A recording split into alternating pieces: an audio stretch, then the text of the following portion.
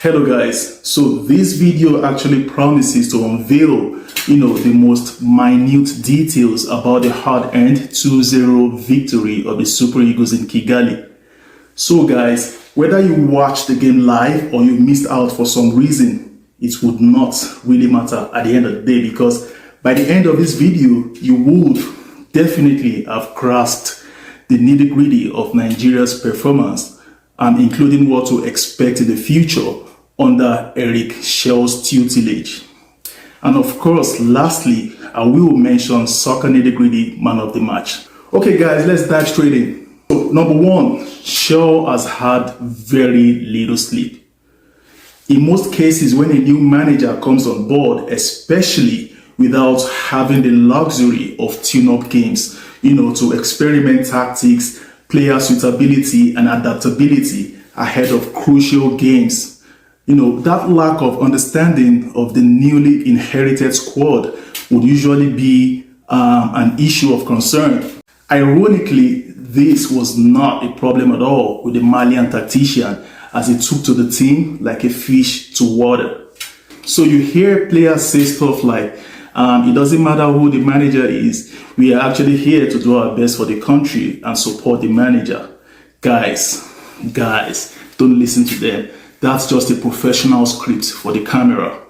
Deep down inside of these players, they actually know, they understand and are able to resonate with the brilliance or otherwise of any appointed manager. So clearly, Eric Shell has had very little sleep since his appointment in January.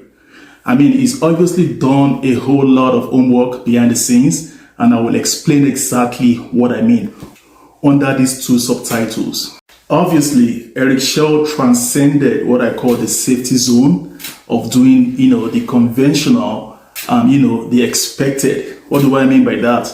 He didn't do the simple things like play at right back, bench Osayi as usual, start only one of Lookman or Osimhen. If Lookman, just leave him in his natural left side of attack. Nothing crazy, don't go haywire. If I have to take off Osimhen, automatically it has to be Boniface. He's been with the team before, he's more experienced, blah blah. Guys, none of those conventional moves was seen in Eric Shell on match day. This dude was downright audacious. He went for the jugular right away. He benched erstwhile first teamer Onyemaechi, deployed Lookman in the number 10 role, benched Boniface all 90 minutes, switched Aina to left back. See, these are signs to show a manager that is not ready to reinvent the wheels. Rather, a manager that have immersed himself in the pool of knowledge. Enough to understand his newly inherited squad. A risk taker, fully convinced about his actions. Simply put, guys, an audacious manager. Do you know why he actually benched Bruno and rather preferred switching Aina to left back?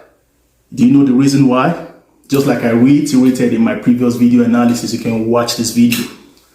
The reason is because for all the good attributes of Onyemaechi, he actually falls short of the required quality in the final third. Nigeria obviously needed a win and would need beyond just fielding and wing backs that are only comfortable defending. Aina's ability in the final third is well documented, hence needed to replicate the same threats on the other side, especially if Chukwueze does not turn up. In the end, guys, that move actually worked out, as Bright ironically had even more impact in the final third than Chukwueze. He, that is Bright, forced the save from Fiaka Ntwari, while Chukwueze was largely pedestrian and ineffective yet again. So the second reason I'd like to discuss, which actually underscores Shell's readiness for this job, is because of his prompt and very right substitutions. I was pleasantly shocked with the manner he responded with the right replacements when making substitutions. Guys, it does reflect a manager who's done his homework behind the scenes. He did not just stop after making substitutions. He also tweaked the shape of the team by relieving Eguavoen with defensive chores, while allowing Ndidi and Onyedika to sit deep provide cover, and wind down the clock for the rest of the game, of course. So Iwobi for me pushed forward more after the introduction of Onyedika. Lookman returned to base, that is his left wing, while Simon did a decent job, a lot more decent job on the right wing compared to Chukwueze. Just like I said in this video, you can watch this video as well. So basically, his tactics were malleable enough to adapt to match situations. And guess what, guys? Immediately those substitutions happened, Rwanda struggled to get out of their own half. I mean, given all the circumstances and limitations following his appointment, Shell delivered with a very, very disciplined performance and what I call a clear-cut strategy. Well done, Eric Shell. Good job, buddy. So, going by Shell's philosophy and work ethic, Samuel Chukwueze might actually be just a few more pedestrian games away from squad irrelevance. I mean, the Super Eagles were almost played with just 10 men. For me, it is absolutely unacceptable to have a forward play, I think, 67 minutes or so without a serious shot at goal. Not even a serious attempt at goal. So in a 4-2-3-1 system as deployed by Eric Sekusel, you need your two wide men to put in shifts. I mean, work their socks off to help the double pivot. Simon Moses typically played his own role defensively, and offensively, he was equally a handful. As a matter of fact, the nonce winger almost netted a delightful goal following some, quick combinations between himself and Lookman. Guys, this exactly was the same problem we had at the last AFCON. A lopsided front three that actually deprived the attack the capacity to maximize its potential expansivity. At the AFCON, Chukwueze failed again to replicate the type of effect Lookman had on the left wing. As a result of that, we did not stretch the opposition backlines enough to the required breaking point that would have allowed Osimhen, some kind of space in the middle. Again, in this game against Rwanda, Chukwueze looked very lazy, very non-committal, and very, very pedestrian. Most definitely, the right wing is still very much up for grabs because I am extremely convinced that Eric Sekusel has spotted a red flag in the AC Milan player's performance. Guys, another repeat performance. That is, if he gets a chance against Zimbabwe, then Samuel Chukwueze might be on his way out of the squad, at least from the first 11. Like I always say, no number 9. I repeat, guys, no number 9 should be working as hard as Osimhen does. In the Super Eagles jersey, he probably works thrice as hard as he should be working, and the reason is super obvious. The Nigerian team lacks the required creativity that would alleviate Osimhen's offensive burden. Against Rwanda, the second goal was typical. By typical, I actually mean Osimhen working hard to assist himself for his own goal. Yes, I said it. While the stats might actually credit Chukwueze with an assist, but in reality, guys, the real assist was Osimhen sticking out his boots to rid Thierry Manzi of possession before netting such a beauty, an absolute beauty. A tackle goal that actually definitely underscores his predatory prowess and clinical attributes in front of goal. Guys, he made that look very easy, but trust me, it wasn't by no means. I know a lot of strikers that would actually miss that kind of goal, and commentators would speak big grammar just to justify the miss. The first goal was on the back of Lookman's pinpoint delivery, and that is exactly how life should be for any center forward. For Osimhen, he doesn't have to always multitask. We need to feed this beast of a striker. Don't make him always have to find his own food, cook his own food, serve his own food. We need to ease his burden by putting the food on the plate right in front of him. it's too much of a burden for a center forward. I mean, we all saw how pale and drained he looked after the AFCON. That's simply because he labored way too hard for a number 9. The more creative channels in the team, the more Osimhen would focus on his primary responsibility of sticking the ball in the back of the net. And most importantly, the less vulnerable he would be sustaining injuries for sure. So we need to keep these at the back of our mind. So this Genk goal poacher has faced a lot of criticisms, partly worthy and partly unworthy, and I will explain in a bit. He came on for 13 plus minutes and registered a performance greeted with mixed feelings basically. First, the positives. I loved his physicality and presence. He looked very intimidating and assuring. His off the ball runs were very delightful and he oozed great potential. However, his 13 minutes on the pitch were laced with a few things. So while it does look like he was instructed kind of to hold up play and cool off the game, however guys, instructions should never get in the way of discretion. What do I mean?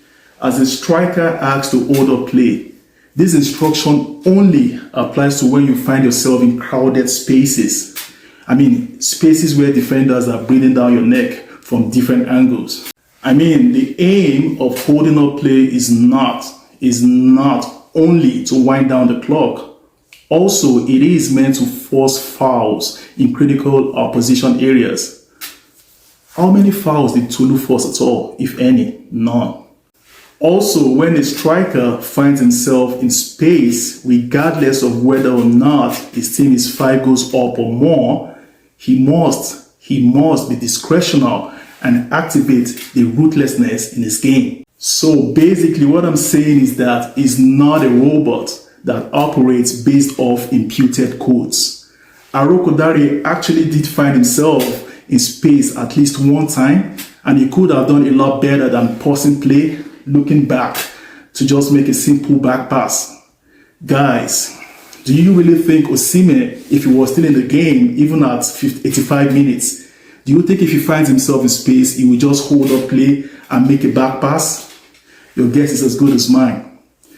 Nonetheless, I will sheath my sword for now until Tolu gets more minutes for proper appraisal and evaluation. So this Atalanta forward has the best first touch in world football. Yes, I talk him with full chest. Add that to the way he literally manipulates and caresses the ball, his close control attributes, his bravery to make tough decisions in tight spaces, then you will realize Eric Schell was spot on to play him in the number 10 role, just like I recommended in my previous video analysis. Check this out. Expectedly, Rwanda deployed 2 banks of 4. Again, like I predicted, watch this other video as well. So this formation of 2 banks of 4 requires a player with all those attributes I mentioned to split Rwanda open through the middle. Unlike the previous meetings against Rwanda, where we were reduced to, mere floating in crosses, aimless crosses into the box, this time around, as a result of Lookman playing in the hole as a number 10, we created chances through the middle. One of such chances was Moses Simon's attempt in the first half following Lookman's pass. So the difference, guys, between Lookman and Eguavoen in the number 10 role is that Lookman can successfully find his way out of, crowded spaces because of his clean first touch, incredible close control, and amazing technique, while Eguavoen needs, some kind of space before he's able to spot teammates with the final pass. So guys, for now, in my opinion, against resolute, stubborn teams like Rwanda, South Africa, Lookman would be the best option for a decent makeshift number 10. Again, spot on, Eric Schell. Good job, buddy. Good job. At just 25, it is safe to say Nigeria's centre-back department is under lock and key. Like I've always reiterated, it will take an absolute genius to beat Bassey in face-to-face 1v1 situations. I mean, he's at that stage of his career where his confidence is sky high. He possesses a bullish mentality, which even saw him attempt to encroach Rwanda's final third a couple of times. For instance, I think in the 60th minute, if Osimhen had picked up his run, possibly, just possibly, he would have registered at least an assist. Guys, regardless of all of that, I still strongly believe that the best position for Bassey is at left back. I mean, he showed glimpses of his readiness to contribute to the attack, even from the centre-back position, such that one can only imagine the possibilities if deployed as a wing back, as a flying wing back. Just imagine Aino on the right side and Bassey on the left. We would actually cause overloads and create multiple goal-scoring channels in the final third. We would actually be more threatening and have more options for goal scoring. So the last on today's analysis is Ekong's evolution, as he appears to have kind of tweaked his game. Now he's slowly making that transition from being, a hothead to that very calm, calculated yet assertive centre-back. I mean, he appears to have kind of bequeathed his aggression, the aggression in his game completely to Bassey, as he now appears to focus more on positioning, organizing his backline, and playing out from the back. So this right here is the ultimate template for most successful centre-back pairings, hot and cold combo. I mean, I had my fears about the previous version of Ekong combining successfully with an equally brash Calvin Bassey, because such combo typically risks defensive vulnerability. If he continues this way, that is Ekong, Nigeria would leak in minimal goals.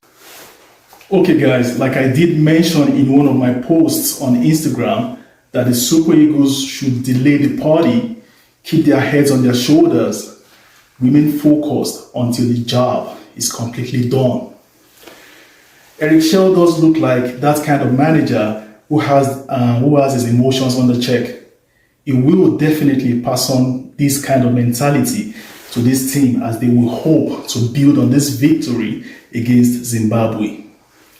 Guys, God willing, I will be here again to serve you yet another insightful post-game analysis after that game.